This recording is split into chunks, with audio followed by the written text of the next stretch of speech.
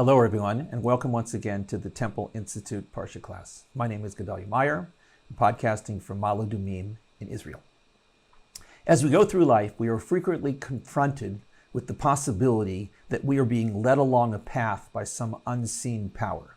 We may call this power God, or we may call it a sense of fate or destiny.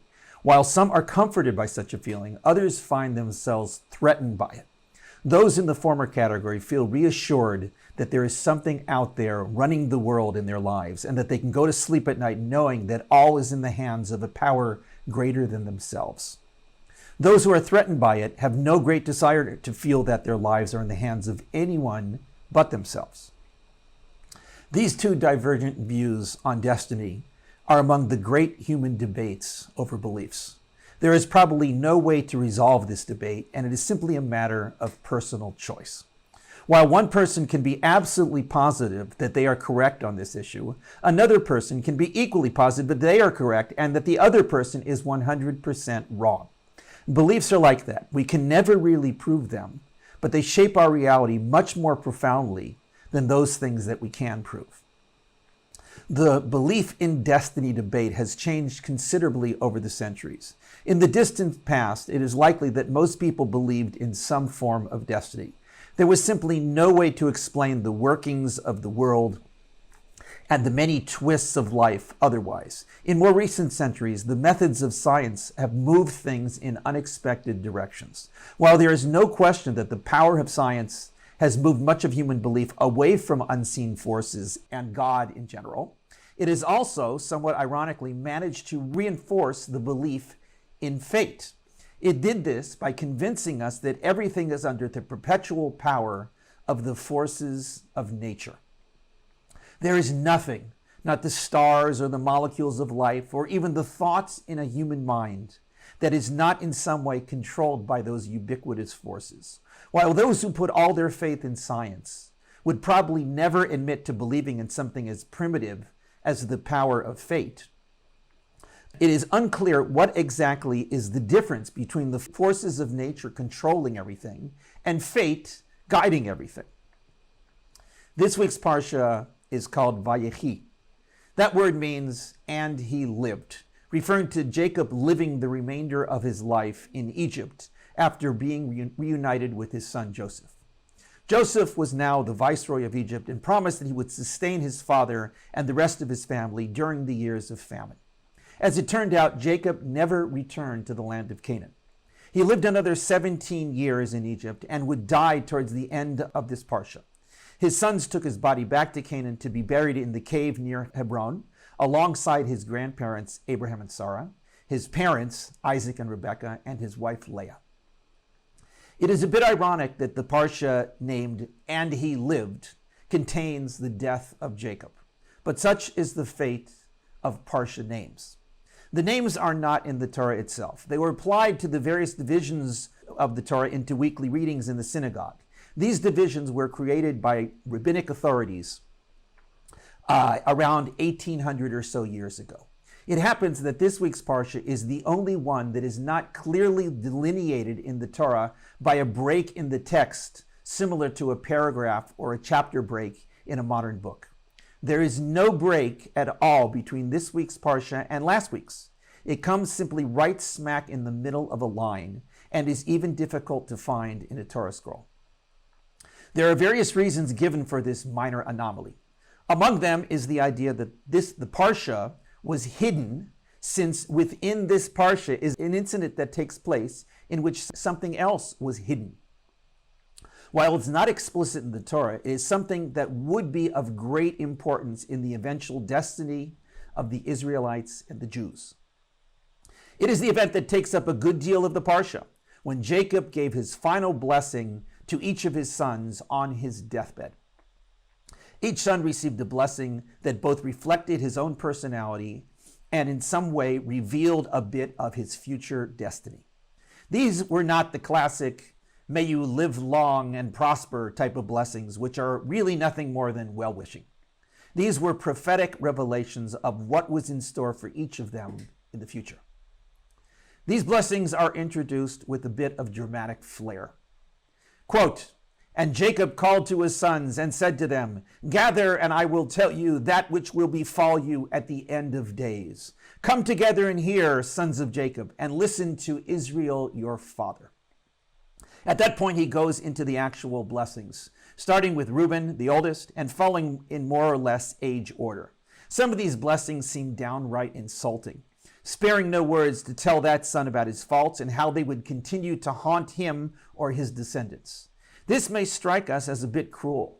Why would a father, a highly respected patriarch, want his final message to his children to be one of harsh critique and not some uplifting words of hope? This is left unclear in the Torah, but there is no question that it is so. Without going into the actual individual blessings, each of which contains important messages of destiny, we shall focus instead on those introductory words. I will tell you that which will befall you at the end of days. It doesn't get much more dramatic than that. What could that possibly mean? What is this end of days expression anyway? The fact is, there really isn't anything in these blessings that explicitly refers to some end of days event. They seem more like general statements about each son's personality and how it may affect his future. End of days is a particularly pointed expression that really means end of days. It means the end, the apocalypse, the final judgment, and all the religious overtones that are normally associated with such expressions. There is a famous rabbinic interpretation associated with this expression in this particular place in the Torah. The rabbis were not ones to miss out on such a dramatic moment. When they saw end of days in the Torah, they understood it exactly as it sounds. Jacob did not mean merely each son's personal future, as important as that may have been. He meant to reveal to them what was coming at the end of all, the fate of the world. Invariably in Judaism, such notions involve messianic times and the ultimate destiny of Israel. This rabbinic interpretation states that Jacob intended to reveal nothing less than what would take place in messianic days. But the interpretation goes on and says that this revelation was hidden from him and he was unable to reveal it. Whether Jacob himself actually knew what this revelation was is not clear. It could be that he knew it and could not reveal it for some reason, or that he himself was also blocked from knowing it. Whatever the case, this great mystery was left a mystery and remained hidden, just as this parsha is, in a sense, hidden within the rest of the text. Why was this hidden from him? Wouldn't it have been more valuable for him to have some of this knowledge and to be able to pass it on to his children so that they also would be able to pass it on and remain a treasured heirloom of wisdom among the Israelites? What could be more important than knowing the ultimate fate of the world and of the Israelite nation?